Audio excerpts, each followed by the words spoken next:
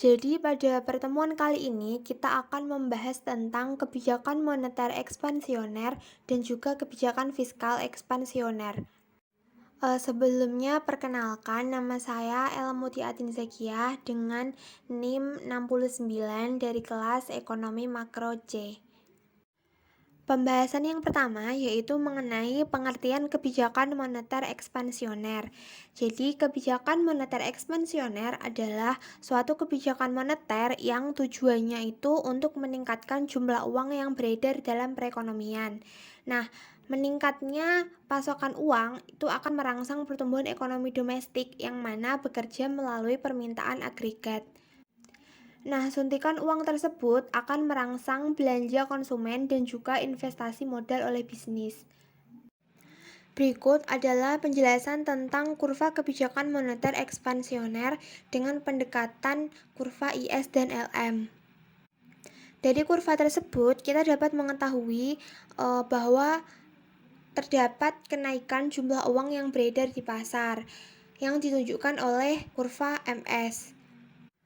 Nah, dikatakan terjadinya kenaikan jumlah uang yang beredar itu dikarenakan kenaikan jumlah uang itu menyebabkan adanya pergeseran kurva LM ke kanan dari LM0 ke LM1.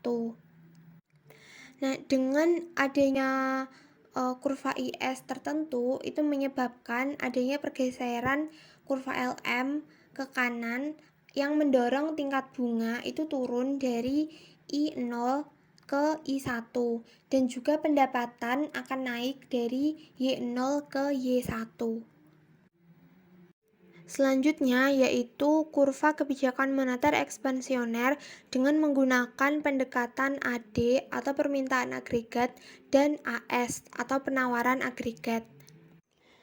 Nah, kenaikan uang yang beredar itu menyebabkan kurva permintaan agregat itu bergeser ke kanan dari AD0 menjadi AD1 yang mengakibatkan juga tingkat harga itu naik dari P0 ke P1 dan juga pendapatan naik dari Y0 ke Y1.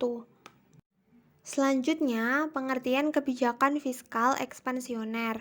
Jadi, kebijakan fiskal ekspansioner yaitu kebijakan yang ditetapkan oleh pemerintah dengan menurunkan pajak atau meningkatkan belanja pemerintah. Jadi, tujuan diadakannya kebijakan fiskal ekspansioner itu hampir sama dengan kebijakan moneter ekspansioner, yaitu untuk meningkatkan perekonomian suatu negara. Selanjutnya yaitu penjelasan kurva pendekatan fiskal ekspansioner dengan menggunakan model IS dan LM.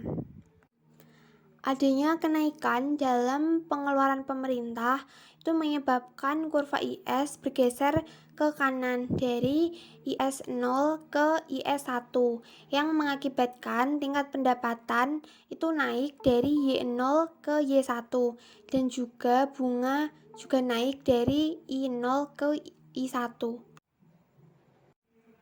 Kurva pendekatan fiskal ekspansioner dengan menggunakan model permintaan agregat dan penawaran agregat.